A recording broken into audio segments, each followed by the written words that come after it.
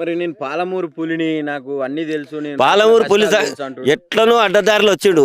పాలమూరు పెళ్లి మళ్ళీ రాజీనామా చేసి గెలిస్తే పాలమూరు పులి సంగతి చెప్తుంది.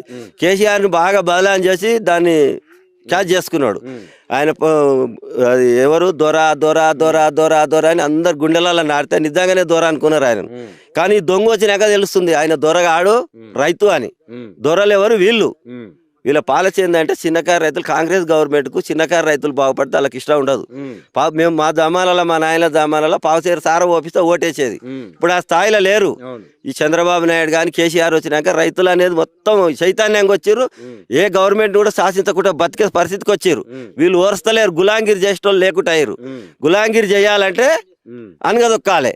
అనగదొక్కాలంటే ఈ ప్లాన్ వేయాలి మనం. పెద్దోని అనగదొక్కితే వాడు 50 ఎకరాలు 10 ఎకరాలు అయినా నీకు ఇనడాడు.